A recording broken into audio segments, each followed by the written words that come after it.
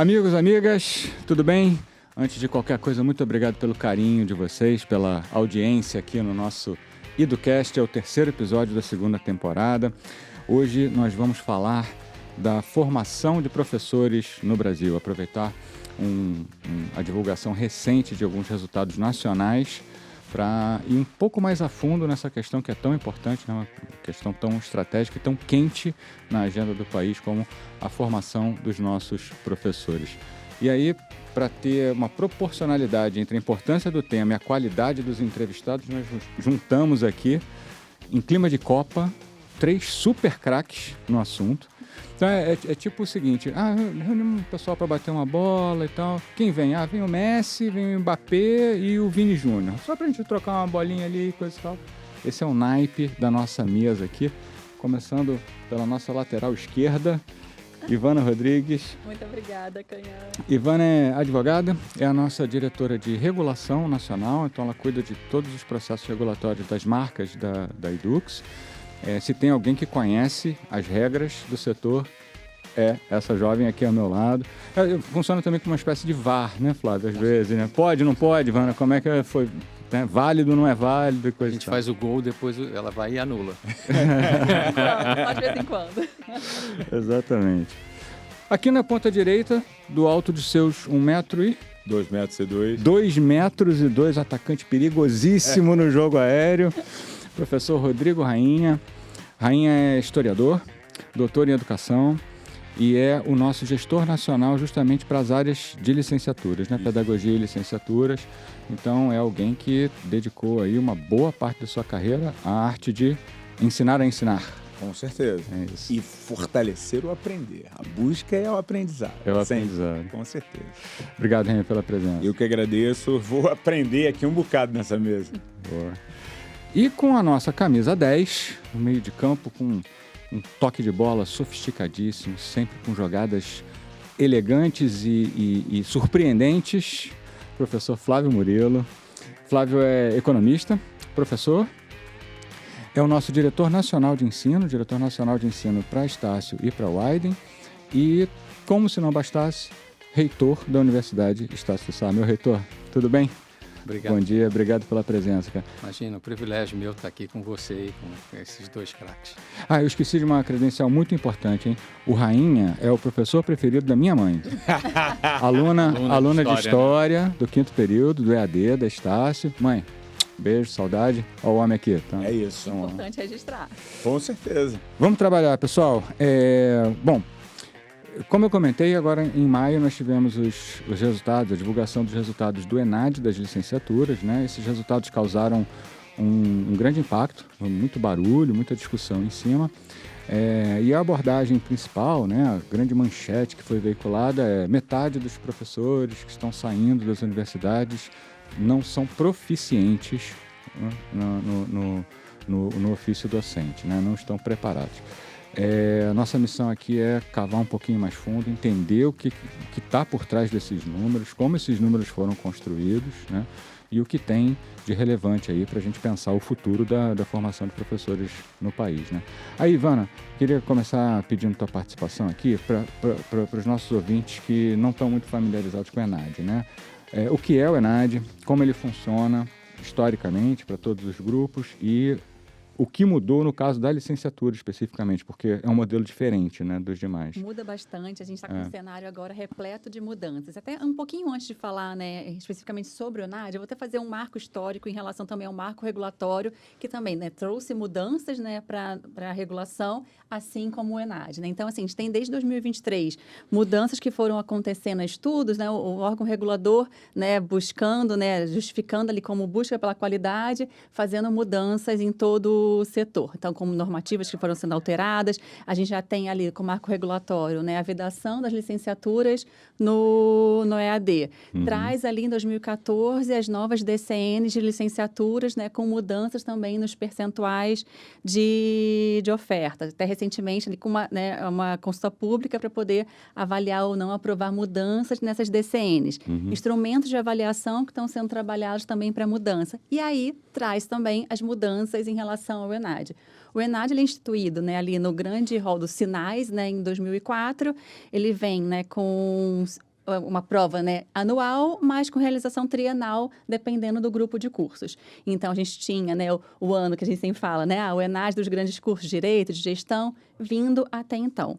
E aí, em 2024, o MEC faz a primeira versão do ENAD das licenciaturas, num formato diferente daquele que também já estava sendo, né, constante ali no nosso dia a dia. E 2025 faz uma nova mudança também no ENAD das licenciaturas. O ENAD das licenciaturas agora também tem a divisão, né, de uma avaliação prática e uma avaliação teórica. Então, tem uma mudança no escopo e passa a ser uma realização de prova anual. E aí, não só o ENAD das licenciaturas. Em 2025 também vem o ENAMED, né? Então, o ENAD da medicina também passa a ser anual, com mudanças também na metodologia. E a gente tem também o ENAD, né, dos bacharelados e os outros tecnólogos, né, que também vem com mudança, né, para fazer a realização. Continua sendo anual, mas com ciclo trienal.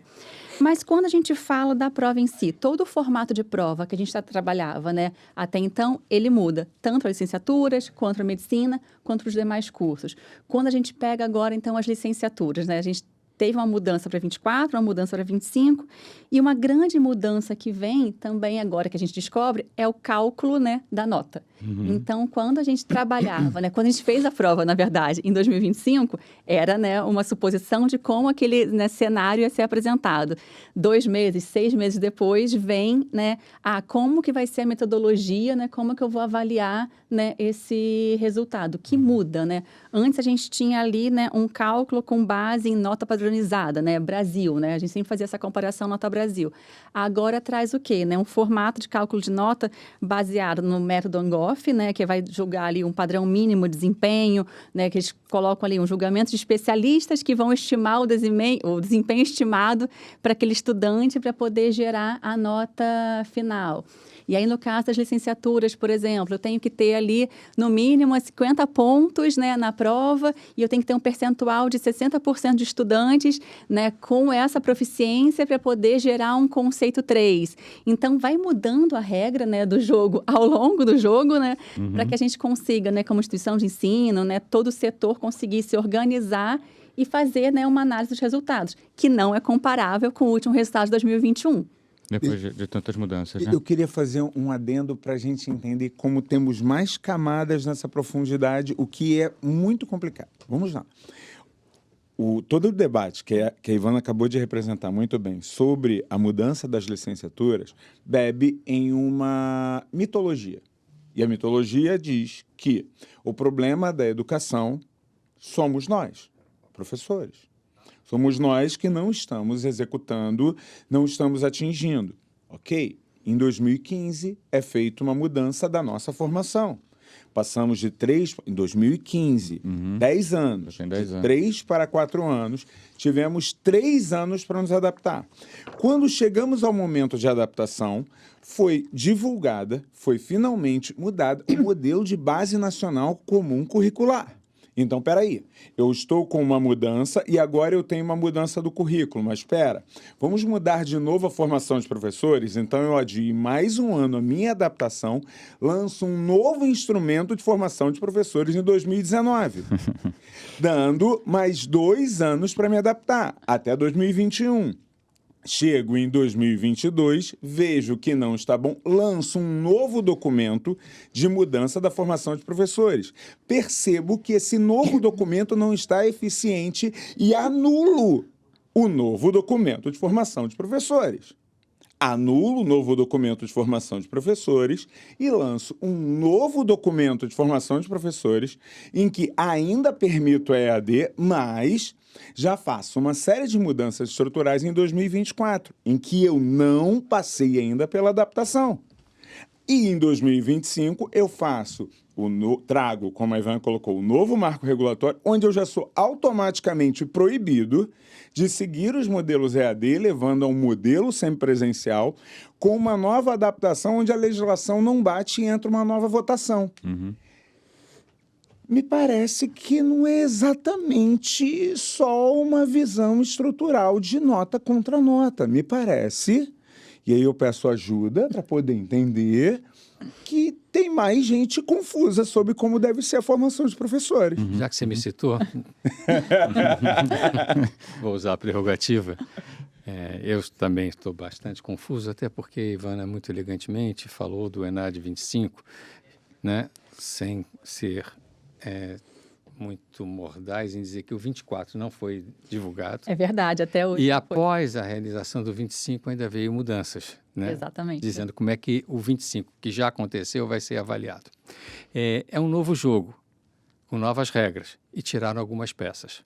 Porque todo o ENAD até então, que era uma convergência de desempenhos, né, de corpo docente, de questões metodológicas, de avaliações institucionais e avaliação do aluno e questionário de estudante, hoje está 100%, claro que estou sendo exagerado, mas 100% em cima do aluno. Uhum. Ou seja, todo o aluno receptor de os impactos de todas essas medidas dentro de sala de aula, fora de sala de aula ou lá de Brasília, ele converge e carrega sozinho o seu desempenho finalístico. Após os 4 anos de formação, a gente diz, uma avaliação de como se fosse uma fábrica de linha de montagem. Não, está errado. Você não desempenhou bem. Mas qual é o padrão? Não sei, ele mudou tanto. Qualquer que seja esse padrão. Então, e o que é pior, sob meu ponto de vista, vou me intitular aqui como educador, é a adjetivação desse aluno. Você não é proficiente. Já imaginou? Você, depois de 4 anos da sua formação de história, você diz, você não pode exercer sua profissão, você não sabe. Uhum. Né? Como se algum aluno soubesse e fosse capaz de sair pronto à sua formação. Eu até hoje quero saber o que eu vou ser quando crescer, e até hoje eu busco incessantemente a entender o futuro, mas principalmente fazendo correlação com o meu passado. Uhum. É uma arrogância tecnocrática muito forte, desculpe a expressão. Não, perfeito. Eu estou tentando aqui, a gente vai tentar separar aqui em grandes temas, né? Porque tem muito conteúdo na mesa até para ajudar o pessoal que não acompanha tão fortemente. Então, nós temos um arco maior aí, que é de restrição ao EAD e uma ideia de base, como o Rainha trouxe, de que o professor é o centro do problema, né? Nós temos ali um grande problema. Existe um segundo ponto, que é a mudança do que o ENAD representa, né? Porque ele sempre foi um componente da avaliação do que é a qualidade do ensino, e de 2 anos para cá ele se transformou no grande indicador que adjetiva de uma maneira talvez perversa, né? Bastante perversa, né? O aluno e o sistema. E temos questões metodológicas também, né? A prova, essa distribuição, a curva de proficiência esperada e coisa e tal, ela tem algumas questões realmente de inconsistência, né? Fizemos alguns estudos aqui. Vocês podem trazer um pouco sobre isso? Flávio, vamos começar por aí, né? Qual é a fragilidade, qual é o risco que se tem de um sistema de avaliação de qualidade baseado numa única prova com uma distribuição de um conjunto de pessoas tão heterogêneo, tão... A própria pedagogia já condena, né, uma avaliação finalística. Né? Por si só, né? Na hora que um avaliador, alguém que entenda um pouco mais de educação, olha algum tipo de avaliação acadêmica e diz que você tem uma prova final apenas, isso por si só está errado. É fraco, é frágil. Uhum. Há uma outra característica que foi uma guinada forte, eu não sou tão refratário a ela, acho que deveria ter sido pré-anunciado e trabalhado melhor, que é a diminuição das importâncias teórico-metodológicas nas questões para serem de cunho mais realístico em relação ao futuro desse profissional, ainda que ele não seja profissional, nem chegou no seu futuro, está a caminho dele. Aconteceu isso no ENAMED e aconteceu também na licenciatura, né? Não importa menos quem é o formulador teórico de tal pensamento, de tal teoria, mas sim como é que é a atitude de um profissional perante um fato da vida. Estou sendo muito simplista. Isso já é interessante, mas para mim a questão maior e que o MEC chegou a tangenciar nesses últimos anos de mudança é trazer a realidade para perto desse estudante. Para mim, a grande oportunidade que, mais uma vez, o país perde é trazer, né, abrir verdadeiramente, não é permitir ou obrigar, mas ele fazer uma ação mais de gestor, principal gestor da política pública, e abrir as escolas para que esse aprendizado e esse ensino dos futuros professores acontecesse na sala de aula. Porque, no fundo, hoje, né, a gente para e pensa, nossos professores ensinam os nossos alunos a serem professores num ambiente onde não tem aluno. Literalmente é isso. Na nossa sala de aula, nós não temos crianças. Nós não temos alunos. Nós não temos a realidade onde esses futuros profissionais deveriam estar.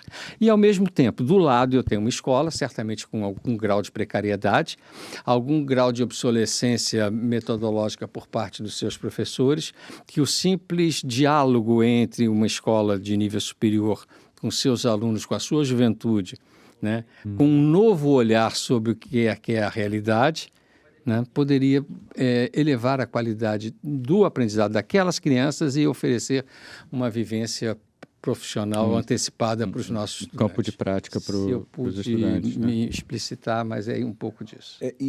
E é sensacional esse ponto que o Flávio levanta, porque você diz assim, não, mas formalmente eu tenho 400 horas, onde fala assim, beleza, vamos lidar com essas 400 horas. Boa parte dos nossos problemas é uma dificuldade extrema de permitir com que os alunos cheguem no campo de prática, cheguem na escola. Quando a escola abre essas portas, ainda limita bastante os olhares e as observações. Desculpe, Rainha, é só para o pessoal entender, há uma divisão de competências na estrutura do poder público brasileiro. As escolas municipais são de competência do município, as de ensino médio é do governo do estado. E o regulador é federal, que não tem nenhuma escola. Então, ele simplesmente sugere. Esse vínculo desaparece. Não. Há estados da federação que dizem, não vou abrir minhas portas. Ponto. E muitas vezes essa é a maior dificuldade, né? A gente vai em busca, né, das escolas, a gente precisa oferecer os estágios, né, esse campo de prática para os estudantes, e a gente não consegue, porque não tem essa relação. Isso não acontece em todos os outros Exatamente. estágios. Todos os outros estágios. Nós temos uma precariedade terrível de odontologia no rede SUS. Nós temos uma precariedade terrível de fisioterapia no SUS, de psicologia e assim sucessivamente. E a gente tem milhares de alunos precisando fazer estágio. E não é essa concertação entre os atores da política pública. Perfeito. Desculpa. Não, melhor não poderia dizer. E é justamente uma essência de um debate que passa pela seguinte questão. Parece claramente que o corpo, que é onde esses estudantes vão entrar, veem esses estudantes como um problema. Vem esses estudantes e fala assim, não, vocês vão me atrapalhar ao estarem aqui. E é uma inversão tão equivocada. Aí você diz assim, não, mas funciona muito bem na universidade pública A, B ou C. Eu falei, que tem uma escola segregada de alunos selecionados aonde eles fazem um campo de formação numa escola de aplicação. E aí na escola de aplicação eu tenho os estagiários, eu tenho os auxiliares, eu tenho uma hierarquia que não existe. Não, instituições públicas também com uma número reduzido de vagas, Tem né? uma estrutura privada sobre a égide de um colégio de aplicação. Pedro II, colégio de aplicação da UERJ, o UFRJ e de quais outros universidades. Todos os estados a gente tem semelhantes, tá? Agora, tem uma coisa que eu queria começar a puxar um pouco para a discussão da modalidade que vem embolada, vocês estão trazendo aqui a realidade, né, e a dificuldade da gente integrar um campo de prática. Isso é um desafio comum à modalidade, isso não é só EAD, né? Não. Então, mas aí vem a grande questão, Canha. O volume e a capilaridade. Eu vou chegar a lugares que eu não chegaria. Então, dentro, muitas vezes, de um espaço mais centralizado, você conta com mecanismos e suportes que são próprios de centros maiores.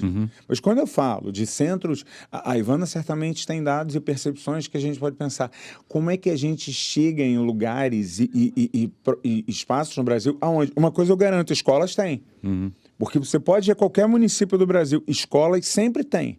E escolas, muitas vezes, precisando de profissionais, de suporte, de desenvolvimento. Nós já universalizamos o acesso à escola há muitos anos.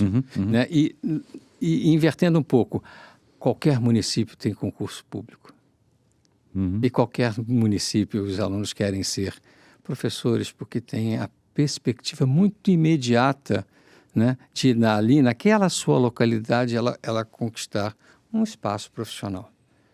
E nós estamos nesses espaços, Exatamente. né? De norte a sul do país, com os nossos polos, nossas instituições, a gente consegue chegar, né, nesses locais. O EAD consegue chegar nas cidades E pequenas. a gente talvez não tenha professores com a qualidade do Rainha nessas localidades. Segundo a mamãe, não existe. Não existe. Por isso que sua mãe nunca ouviu e sempre o amou, porque está à distância. Uhum. E a palavra dele chegou, assim como chegou aqui no Rio de Janeiro com sua mãe, mas chega em qualquer lugar. Mas o mais importante, insisto, nessas pequenas localidades tem aquilo que há de mais importante para a formação de professores: crianças. Os alunos. Os alunos. As crianças. Uhum. E, sim, tem um preconceito, né? Mais uma vez, são sucessivas exclusões, né, que a gente comete. Sim. A gente comete a exclusão geográfica, a gente comete a exclusão de acesso às mentes brilhantes e a gente comete a exclusão daqueles que foram os mais penalizados ao longo de sua vida. Não tiveram a sorte. Oportunidade. É oportunidade, né? E aí não tiveram as melhores escolas, porque tiveram que fazer as escolas públicas, tiveram que mesclar seus estudos com o trabalho para sua sobrevivência, ingressaram quase que tardiamente, né, no ensino superior, têm as maiores fragilidades socioeconômicas de formação escolar de seus pais, né? E eles, claro, que só conseguem acessar aos valores da EAD. Porque se bater na porta da escola pública, ela não está presente, muito menos ela é acessível. E se ele chegar lá, assim, tudo bem, você é muito bem-vindo, vamos saber o que você sabe. E aí faz o filtro. E esse filtro vai excluí-los mais uma vez. Claro. E aí a gente os acolhe na EAD. Você usou, Flávio, agora a palavra mágica, né? É o preconceito. Porque a gente está vendo que por trás disso tudo aqui tem um enorme movimento contra o EAD e essa discussão a respeito da qualidade da formação docente, o EAD é sempre usado como um argumento, né? Aproveitando que temos um historiador presente, de onde vem isso, gente? Porque depois de 20 anos, né, de desenvolvimento, mais de 20 anos, né, de desenvolvimento, de melhoria, de comprovado sucesso em tantas frentes, porque a gente ainda continua, como sociedade, tratando o EAD como um subproduto, como um... Ótimo. Vamos lá, vamos fazer uma discussão histórica sobre isso recente para a gente poder entender. Quem é, potencialmente, historicamente, o professor no Brasil? A gente vem de vários processos de achatamento, carreira, aonde foi afastando determinados segmentos sociais que tinham aquilo como um status daquela carreira tão fundamental e tão importante. O gap de professores, a ausência, por conta da expansão no Brasil, por conta da interiorização da educação, esse sucesso desse processo, ele vai se tornando tão grande que se você faz uma conta entre professores que tendem a se aposentar e novas cadeiras, se você retirasse inteiramente o EAD, você não tem profissionais suficientes. Mas qual é a mitologia? Essas pessoas não são capacitadas para se tornarem os novos professores. Por que elas não são capacitadas? Aí o historiador vai dizer, é simples. Nós, historicamente, temos um preconceito com as pessoas que vêm das linhas mais pobres, das pessoas que vêm da primeira formação, do primeiro membro da família a chegar na universidade, das pessoas que não tiveram a oportunidade da leitura estimulada desde jovens. Obviamente, quando você chega no ensino superior com esses grupos eles estão representando um forte processo de ascensão social. Esse processo de ascensão social, obviamente, vai levar a espaços onde não estavam acostumados a verem essas pessoas, a gente diz assim, não está capacitado, olha, tem vício de linguagem, olha a cor dessa pessoa, olha o cabelo dessa pessoa, olha de onde ela veio, olha quem são. Então, essa pessoa parece um intruso.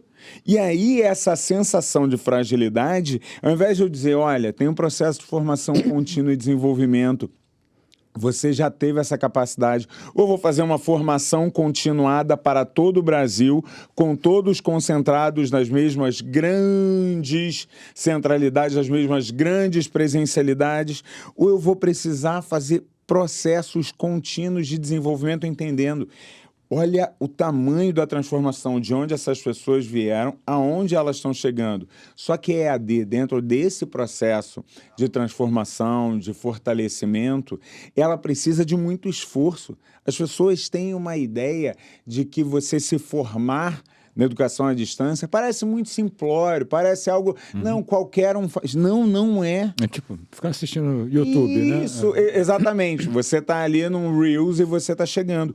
Mas é parte de um preconceito histórico organizado e pensado dentro de toda uma lógica de formação social, de identificação das classes sociais, de identificação de quem pode ou quem não pode fazer uma determinada função, um determinado papel. E aí isso... O Suassuna tem um vídeo sensacional que ele fala sobre isso, aonde a professora, ele dizia que foi convidado para uma festa chique e a pessoa dizia, nossa, não sei, os professores não poderiam dar aula para meus filhos, nunca foram à Disney. Como podem dar aula sem ir à Disney? O Suassuna diz, mas eu não fui à Disney. Eu falei, você não foi à Disney? O que aconteceu com você? Ele falou assim, eu não vou falar mais nada, porque senão o que ela vai pensar sobre mim? Eu estou falando de Ariano Suassuna. É parte desse mecanismo de compreensão. É parte do próprio entendimento do que ele também fala. Eu tive que fazer direito. Apesar de sempre ter amado as letras, eu tive que fazer direito, porque ele vinha de uma família, de uma classe social diferente. Olha os espaços e a lógica das ocupações. Então não tem acidente, Canha. A construção da EAD como necessariamente um espaço onde eu preciso de um argumento. Gente, o resultado do Senato parece um discurso pronto.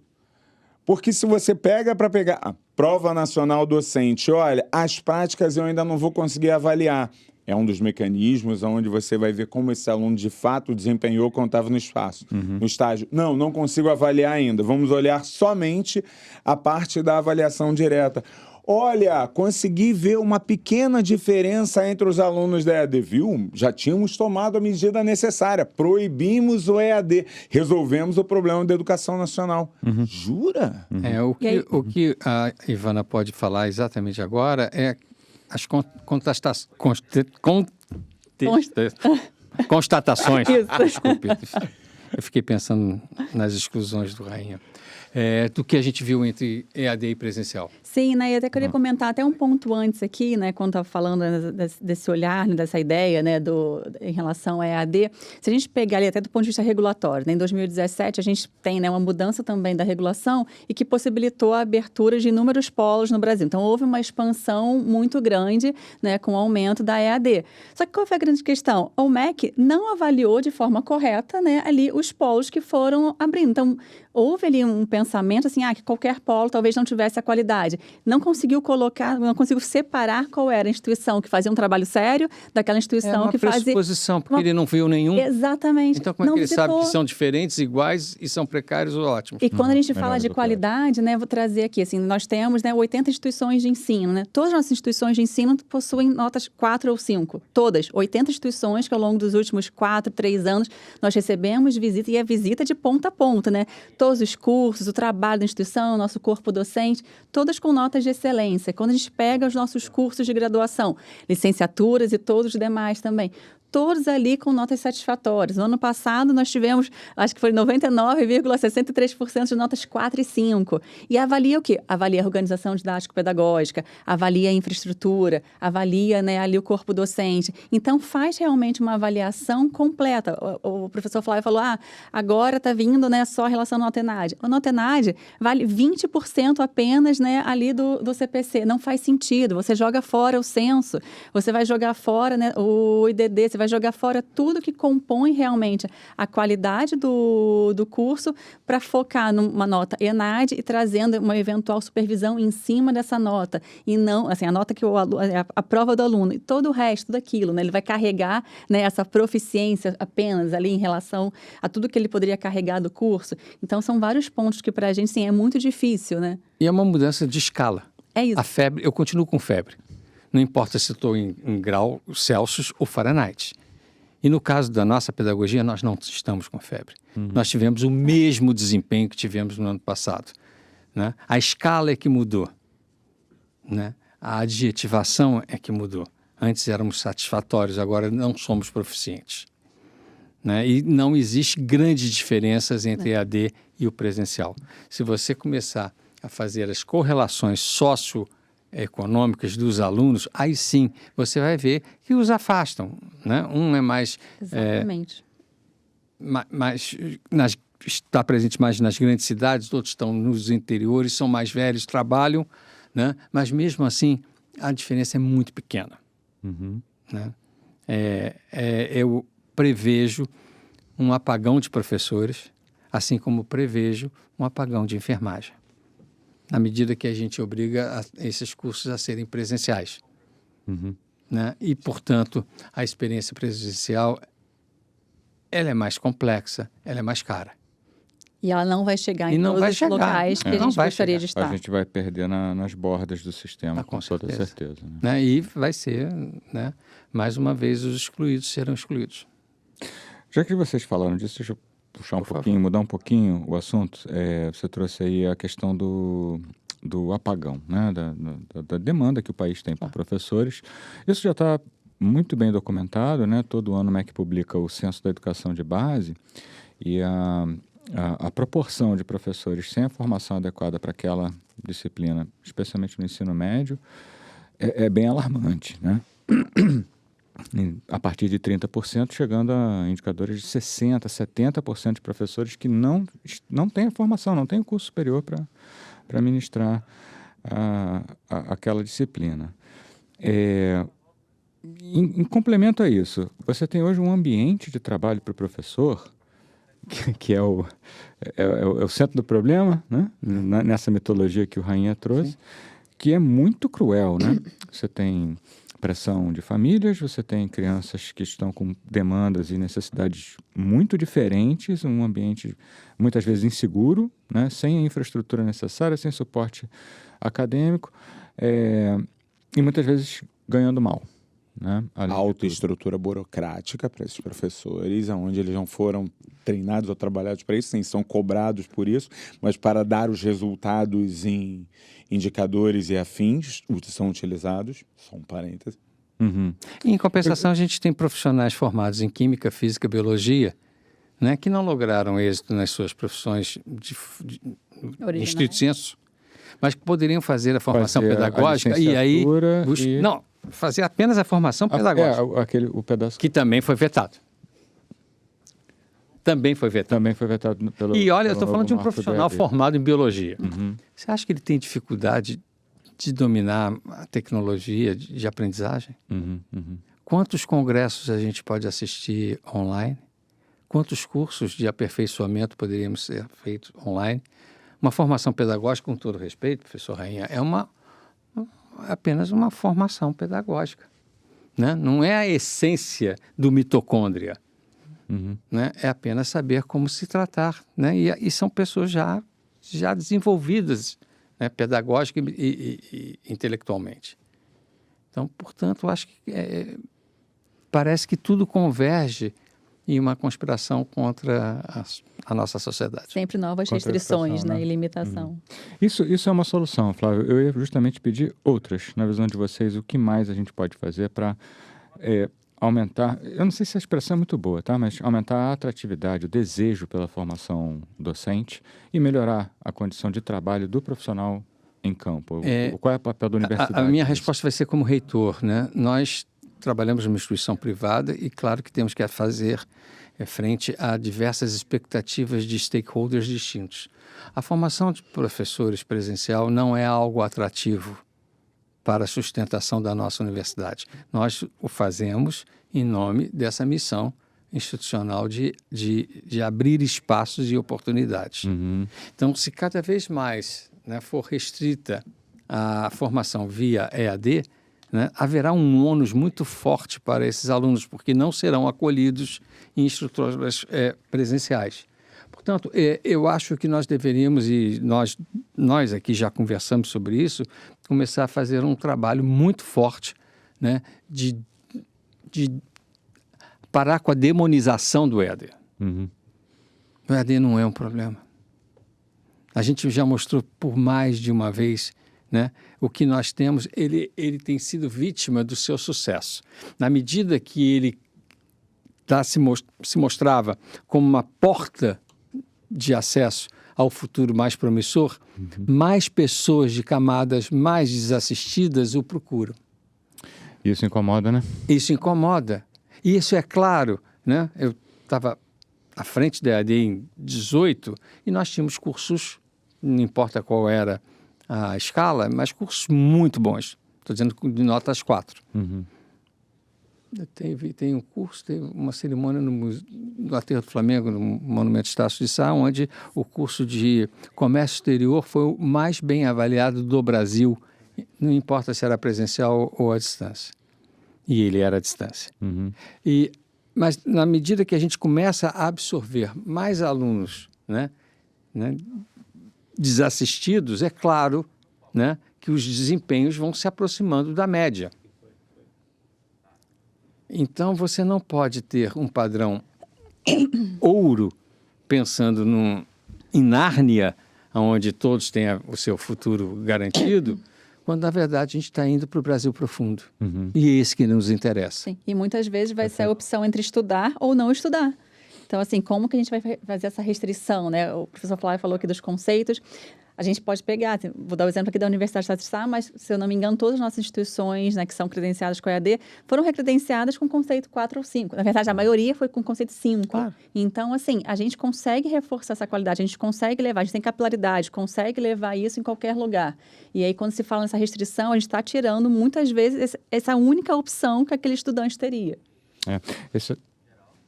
Puxou o ar? Fala. Não,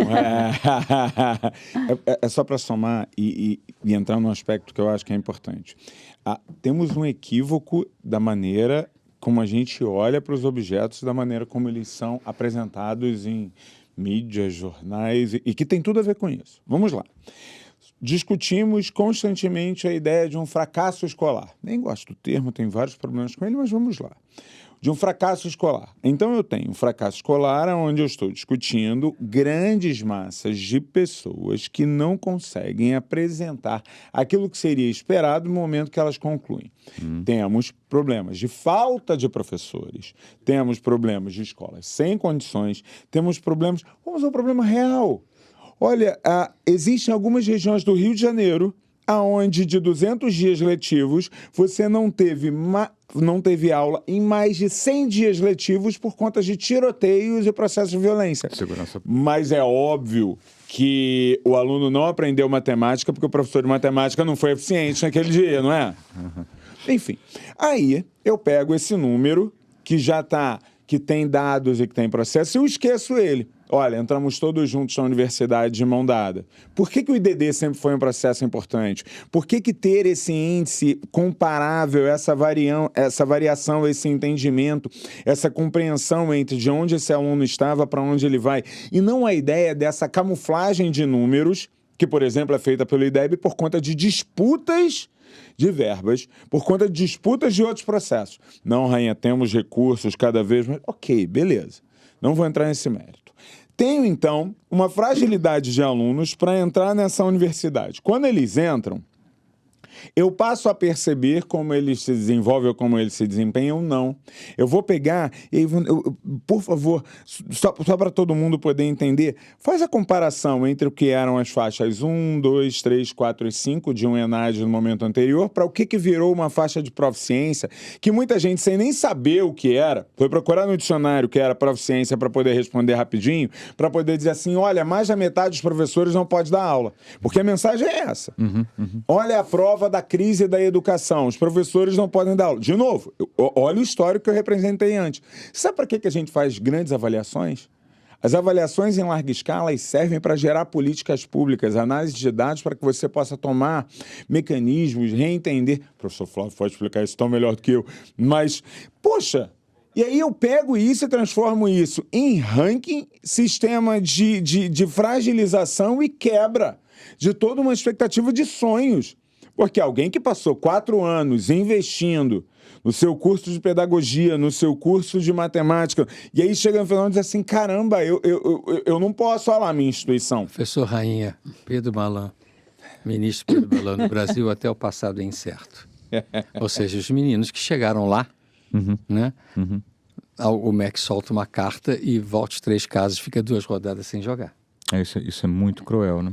Não, É isso muito foi cruel. um grande ponto de atenção, assim, né? Todo o trabalho que a gente desenvolve, lógico, não só a gente, né? Mas todo o setor, né? Eu preciso trabalhar, eu preciso, né, engajar os estudantes para fazerem a prova. A gente, né, tem umas regras que eram as regras definidas, vai trabalhando anos nesse formato. Quando chega a prova, né, faz, né, numa mentalidade, entendendo como que ela seria, né? Uma avaliação que a gente vai, né, entender ali com os conceitos. E aí, depois da prova, né? Depois que a gente passou meses depois da prova, sai um novo formato de análise. E como, né, a gente falou aqui, vai julgar a proficiência do aluno. Eu vou dizer que há 4, 5 anos que ele passou por aqui, ele não vai ser proficiente, porque eu mudei, né, numa E o escala... MEC divulgando o conceito da escola que ele está fazendo. Exatamente. Sua escola é ótima. Então, assim, não faz sentido, né? Assim, é um trabalho muito forte. Quando né, o Rainha estava comentando, assim, essa questão... Há 20 anos que a gente trabalha, né, numa nota padronizada, né, regras bem definidas, né, padrão. Eu sei que vai ter um grupo de cursos que vai ficar ali no conceito 1, um grupo de cursos no conceito 5, né, a grande maioria acaba ficando ali no 3. Tem, né, essa curva, né, de acompanhamento. E aí chega com essa mudança e joga em percentuais que foram, né, criados, né, especificamente agora para essa prova. Percentuais que, assim, eu tenho que ter, né, esse percentual, assim, no mínimo, todos os meus estudantes, né, para conseguir chegar no básico, a partir de 50%, só que a proficiência vai ser só a partir dos 60% dos estudantes com aquela nota. Então, vai mudando todo o trabalho que é sendo feito, fora o desenvolvimento da prova, né? Antes a gente tinha um número X de questões, com, né, um número, né, 4 horas de prova, passou para 4 horas e meia, se não me engano. Você muda também da formação geral que se tinha, né, da prova para uma formação geral docente, então todo mundo vai fazer num novo formato. Vai mudando ali a forma de fazer a prova, e que realmente o aluno não estava também, né, acostumado a fazer. A gente, né, não recebeu os resultados de 2024, que foi um primeiro teste. Então, a gente faz 2025 sem saber como era. Então, sem saber como é que vem esse resultado. Até agora, eu não sei como é que a gente foi em 2024. Então, foram vários critérios, várias formas que foram sendo alteradas no meio do jogo, assim, após o jogo, né? Após, né, a prorrogação, para que a gente possa realmente trabalhar. E lógico, a gente vai trabalhar aqui muito forte para cada vez mais conseguir, né, se adequar, mas o que pode também acontecer ali quando sair o resultado, né, de bacharelados, tecnólogos, essas mudanças que vão acontecendo ao longo do curso, né, ao longo do processo. E, Ivana, correndo o risco de ser mal interpretado, nós não vamos mudar nosso curso. Nós acreditamos na forma que nós estamos fazendo a formação dos professores. Nós vamos, sim, treinar nossos alunos para a prova. Se é para jogar o jogo, né, da dinâmica do ENAD, né? É isso. Outro dia, diminuíram a pressão arterial para dizer que era saudável. Eu sempre tive 13/8, que era perfeito. Eu ficava muito orgulhoso. Agora, não, é 12/7. Ou seja, eu virei hipertenso, né? Hipertenso por uma canetada do Conselho Nacional de Medicina. Eu não mudei. Eu não vou mudar porque a escala mudou. Nós vamos treiná-los melhor. Eu vou fazer respiração para que a minha pressão baixe na hora que eu for tirar. A gente está chegando ao final. Eu acho que essa tua mensagem, Flávio, nós temos aqui, né, vocês trouxeram uma série de incongruências, uma série de descompassos, descolamento. Talvez o descolamento com a realidade seja o que mais fale no coração de quem trabalha, né, dos educadores, de quem está na linha de frente. Aí uma digressão rápida. Hoje no estado de São Paulo saiu um artigo, mais um, dizendo que a qualidade da formação docente no país é um absurdo, o EAD é culpa disso, e que o ideal é uma formação integral, integralmente presencial. Né? Na Suíça? Pois é, Nárnia, né? Quando você falou de Nárnia, me lembrou isso. Então, o que a gente faz? Eu tive aqui pela Edux a oportunidade de visitar algumas escolas em que nossos alunos trabalham, né? E a realidade é uma salinha do tamanho desse estúdio, talvez um pouco menor, com crianças entre 5 e 14 anos. Multidisciplinar. Né? Sem muito material. A professora estava em formação. E aí, o que a gente faz? Isso é uma comunidade indígena, né? O que a gente faz? A gente tira essa professora, manda para uma capital, ela vai estudar em tempo integral durante 4 anos e as crianças ficam esperando em sala de aula. Para sempre, porque ela não volta. É de um descolamento com a realidade que... Mas, desculpem pela tangente, mas eu acho que uma mensagem muito importante, especialmente para a nossa comunidade, é essa. Nós confiamos no trabalho, não vamos mudar o que a gente sabe que está sendo bem feito, que está sendo bem construído, porque a régua mudou, né? Considerações finais, uma rodadinha rápida só para a gente encerrar aqui. Rainha, vai lá. Eu queria muito que a gente estivesse discutindo novos mecanismos, novas abordagens de aprendizagem.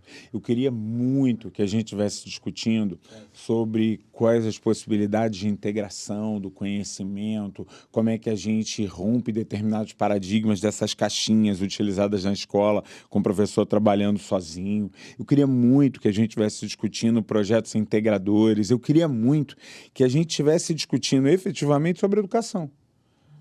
Porque o que a gente está discutindo parece ranking de escola, parece...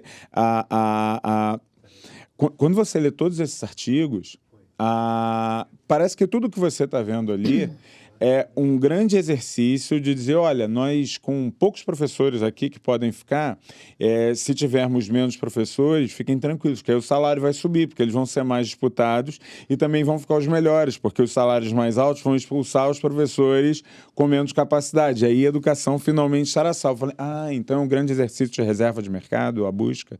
Não queria participar, não. Eu prefiro continuar discutindo metodologia, prefiro continuar discutindo melhoria do processo de aprendizagem, democratização. Eu estou mais nessa vibe. Pessoal, estou completando 20 anos de EAD esse ano, né? E talvez, eu não sou importante, mas a minha observação sobre a dinâmica dessa forma de entrega, né, é espetacular. A capacidade de acolher pessoas que jamais pensariam estar na EAD. E são pessoas que estão muito mais preparadas do que até mesmo nossos alunos do presencial. Porque eles têm como adversário a si próprios, eles precisam ter uma autodisciplina espetacular. Não tem um professor batendo bumbo, tocando a dinâmica e o ritmo de estudos. E eles lograram êxito. Quem se forma no ensino à distância, por si só, já é um vencedor na sua própria carreira, né, no seu profissionalismo. Eu acho que a gente não pode deixar com que os atuais e futuros alunos que vão buscar esse tipo de modalidade por necessidade e conveniência possam ter qualquer pálida dinâmica a respeito do seu fracasso. Isso vai contra a própria legislação desse país. Nosso diploma não pode fazer distinção entre se é presencial ou é digital ou EAD. Né? Assim como a gente não pode dizer que se nosso aluno tem mais conforto ou menos conforto, se ele é mais azul ou mais cor de laranja. Né? Então, portanto, eu acho que a gente não pode abrir mão dos nossos princípios éticos e morais que nortearam a nossa instituição durante esse tempo todo. Aí foi difícil para você comentar alguma coisa, né?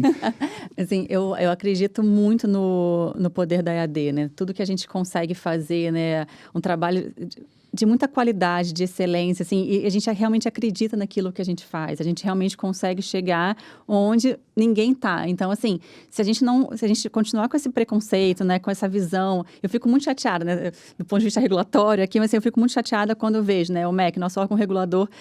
Lógico, o discurso sempre é muito focado assim, na qualidade, eu preciso focar na qualidade, mas o que é qualidade? Qualidade é restringir acesso? Não. Qualidade é a gente buscar alternativas também para que qualquer pessoa possa estudar. Não é restringir, não vou colocar em tempo integral pessoas que eu sei que não vão conseguir, que aquela talvez seja a única oportunidade. Então, assim, é reforçar a visão que eu posso ter, né, seja presencial, sem presencial, EAD, e um foco maior na EAD, porque ela vai trazer realmente resultados maravilhosos. A gente consegue acompanhar isso ao longo dos anos. Todas essas análises que a gente faz, né? Alunos de EAD super esforçados, que é a oportunidade que tem, e tirar isso me dói muito, né? Então, assim, a discussão tem que ser voltada para a qualidade, questões mais flexíveis. O que eu posso pensar de diferente para poder proporcionar, né, que aqueles estudantes possam estar aqui com, né, um acesso a um ensino superior. E não restringir. Quando a gente pega, né, vou ficar restrita a um percentual, eu só posso ter X%, né, de presencialidade em cada curso.